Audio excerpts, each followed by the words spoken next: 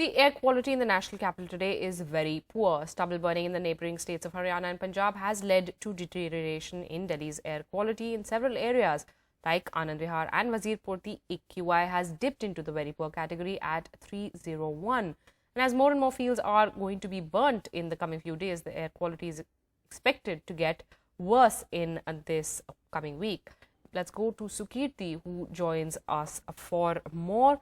Sukirti, it is that time of the year again. We are all talking about air pollution, and the national capital is going to be at the receiving end of it. So what does Delhi need to do to solve this problem, and what do the citizens of Delhi do to keep themselves safe? Well, Ruby, we have with us right now Ms. Bhavreen Kandhari. She was there at the Copenhagen Climate Summit, which was addressed by Mr. Arvind Kejriwal, the Delhi's Chief Minister, via video conferencing, where he made a lot of promises. So we'll just speak to her about, ma'am, as an environment activist who was at the Copenhagen meet, Mr. Kejriwal made several promises regarding, a cleaner air for Delhi. So what, according to you, is that the Delhi government needs to do?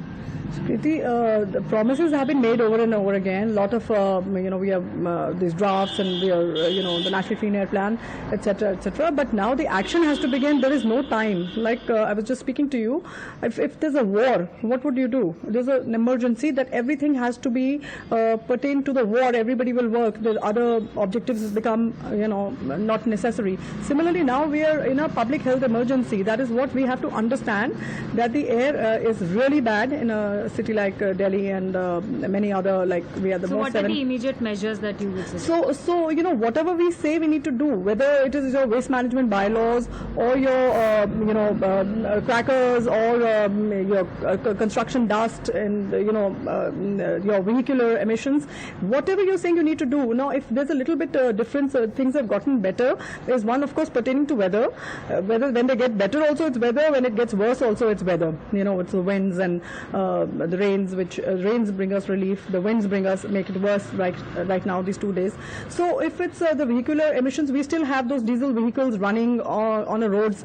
Why isn't the EPCA taken charge of that? Why is it that we cannot implement the waste management bylaws, which are extremely important right now? I'm coming from a city where they're segregating. They have 4 segregations. People are walking, cycling. Why are the encroachments being taken off? Why are we not getting room to walk? Why isn't the public transport being, encouraged and brought in? We are still the same. Whatever we have spoken in the last 2-3 years, we are in the same thing. The efforts, I don't say the effort, the think tanks are there. The very super minds being put together, but the implementation is not there. So then here we are, we are still breathing that AQI.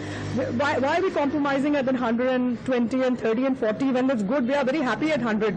AQI, that's not the way. All year round we need a 45. After all, the damage is irreversible, and we and our children and the future generation is taking a very heavy toll, for that, which will be evident very soon. Yeah. Right. Thank you, ma'am, for speaking to us. So that's what the environment activists here in Delhi have to say, that it's not just short-term solutions that the government needs to look at, but it is a year-long process that the government should focus on, and more than making tall promises, it's the implementation on the ground that matters.